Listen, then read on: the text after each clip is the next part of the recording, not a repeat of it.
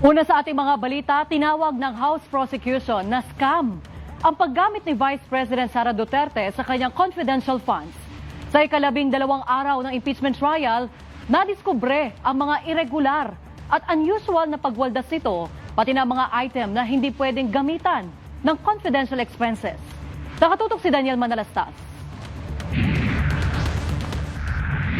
Pag hindi na-explain ng isang accountable officer ang paggamit ng public funds, kagaya ng confidential funds, meron tinatawag na prima facie evidence. Ang tawag ko lang doon, hindi prima facie evidence. Kung akong tatanungin, scam ito. Move to strike, No Your further Honor. Move to questions. strike. That is out of order, Your Honor. Ito ang balat ni Private Prosecutor Lorna Capunan sa patuloy na pagtalakay ng Senate Impeachment Court sa confidential funds na alegasyon na maling pagwawaldas umano ni Vice President Sara Duterte sa pagpapatuloy ng pagtatanong kay Roderick Wamil, dating State Auditor ng Commission on Audit para sa Intelligence at Confidential Funds, noong katong umano'y ginesta para sa rewards na milyon-milyon ang halaga, pagbayad para sa rental na sasakyan, pati sa upuan at mga table, kasama na rin ang mga computers at printers. Kasi ang nalaman lang natin the other day is unusual. Ngayon naman, irregular. Hindi pangkaraniwan.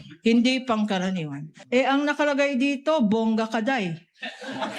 Extravagant. Irregular po siya dahil hindi po siya compliant or hindi po siya hindi po siya compliant with the provision. Nang tinalakay naman ang accomplishment reports ng Office of the Vice President, lumabas din na mayroon umanong line items na hindi pwede sa allowable confidential expenses. Meron din pong line item for the payment of reward for 12 million pesos. Kasi ang pinag-uusapan lang naman natin dito, on its face, kung merong mali sa utilization of Isa pa sa naungkatay ang confidential funds para mapigilan ang recruitment ng New People's Army.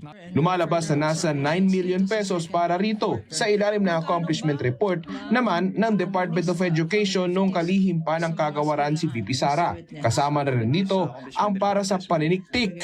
Nagsubmit man ng dokumento ang DepEd. Based on their submission, wala po silang sinambit na particular schools. Pero lumalabas na 100% successful daw ang ginawang aktibidad ng DepEd. Pero bago uminit ang mga debate sa pagitan ng prosekusyon at depensa kanina, may hiling si Senator Robin Padilla sa kanyang panalangin.